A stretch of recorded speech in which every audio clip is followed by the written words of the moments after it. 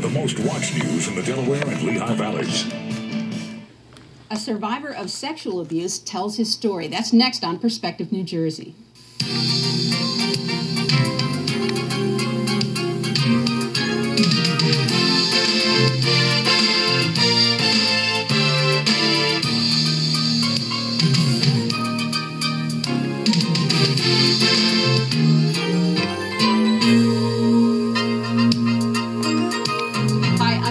And welcome to Perspective New Jersey. Rhett Hackett of Sicklerville, New Jersey is not the kind of guy who seeks the limelight, but a few months ago he found himself on Oprah in front of a national TV audience talking about a secret he'd kept since childhood. He was sexually abused. Rhett is joining us today and sharing his story in an effort to help others who've been through this and to let them know they are not alone and that they can recover. Rhett, thanks so much for being here. Thank you. Appreciate it. I guess let's start at the beginning of this story. You've agreed to tell us, and I'm so thankful that you've done that. You're a kid. You're 12 years old. You're at the Jersey Shore in Forked River, and your life has changed forever. Yes, at that moment of being 12 years old, and there's a grooming process by a neighbor who pretty much baits you to get you to trust him. How does he do that? And for folks who don't know what grooming is, let's back up a little bit. Well, let's take it from the perspective of a 12-year-old boy that is in the neighborhood. This gentleman is allowing us to come over to his house, takes us out on his boat. He has grandchildren, so when they're down, we're all playing together. He is giving us things, like if he has a yard sale, then he would hand us, here, you can have this, you can have that. He would take us to Atlantic City with his grandchild, and then... So this guy is great. He feels like he's safe and like absolutely. He's a friend. Sure, and, Forked River is not a big town, so everybody knows everybody, and you trust this individual. That's what starts to happen. They know your parents, my parents knew him. Other kids are there. Things are going along fine. You think you're good. And then? And then, it starts slowly but surely. I will say that, we smoked. He allowed us to smoke in his house, so that was pretty cool. Occasionally he would give us some alcohol. That was pretty cool. And then, slowly but surely, he started to introduce me to where his pornographic magazine collection was. You're 12 years old. This is awesome, this is cool, and then he makes the first move and wants to take that relationship, break that trust to a completely different level, and you almost kind of don't know where it started and began, but it just started to happen. And then you are part of what is called now the secret. Let me stop you for a second and ask you, when this happens, what are you thinking? Does it go through your head, this is wrong, this is not what I'm supposed to be doing, he's not supposed to be doing this to me? Initially, yes. You instantly think something's not right here. But you're also taken off guard, and you have this adult that you've put your trust into that is telling you this is perfectly fine, this is okay, this is normal, this is what guys and boys do, and just don't tell anybody. So back to the secret part, and that's the key to all of this, isn't it? It is a key. That's what perpetrators bank on, is that now you've become part of it, and you are convinced that you're both going to get in trouble if somebody were to find out, and you have to pretty much just act like nothing ever happened. So continue to come over here, otherwise somebody would start asking questions. Okay. So what does he tell you is going to happen if you tell? Most kids these days, it's always drilled into you, go to your parents if someone touches you inappropriately. Right. It's more so he's telling you that you're just going to get into trouble.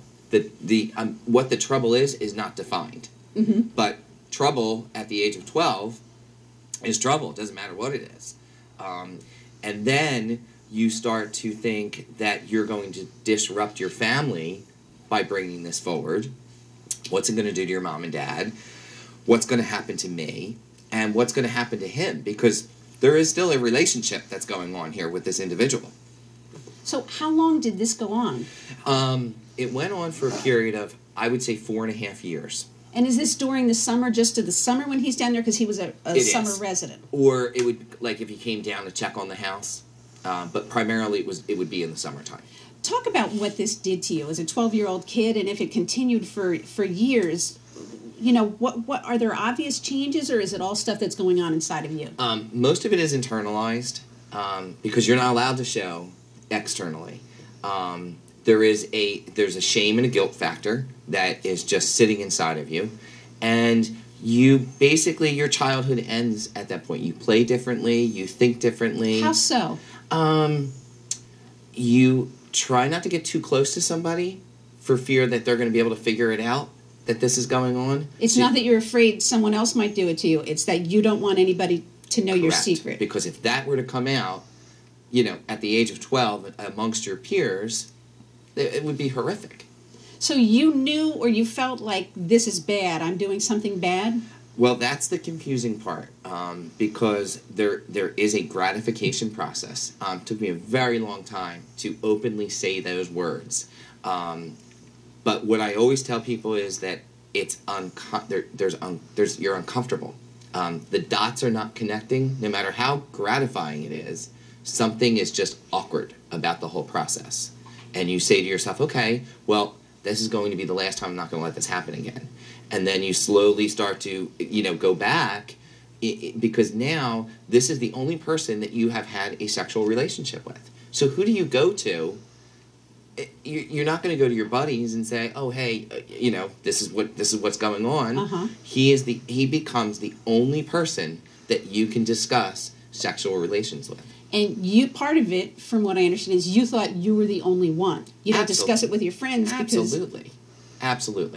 It is just you, and that's what they bank on. They convince you that there's a specialness to this happening, and this is how you're going to mature, and you're going to develop, and it's perfectly normal. Everything's fine. And you're convinced this couldn't be happening to other kids. It's only me. Correct.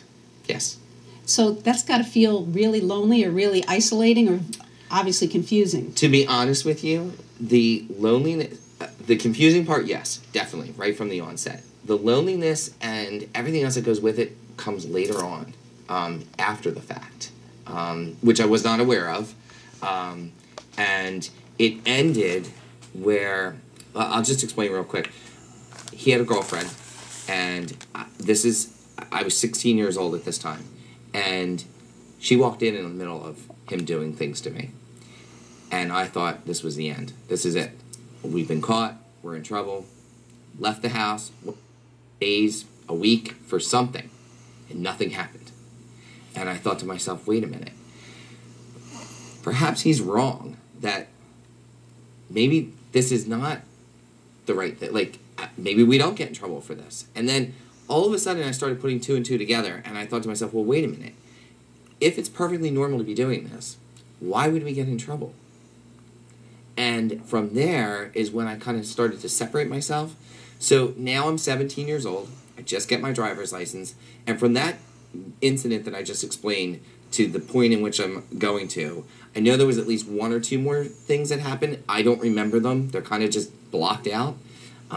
But he wanted me to drive him in my car that I had just gotten, because I got my license. Got in the car, he went to make a move, and that was when I put my hand on his hand, and I said, no, I can't do that anymore. I'm going to stop you right there for a second. We need to take a break, Sure. but we're going to continue with Rhett Hackett's story right after this. Please stay with us.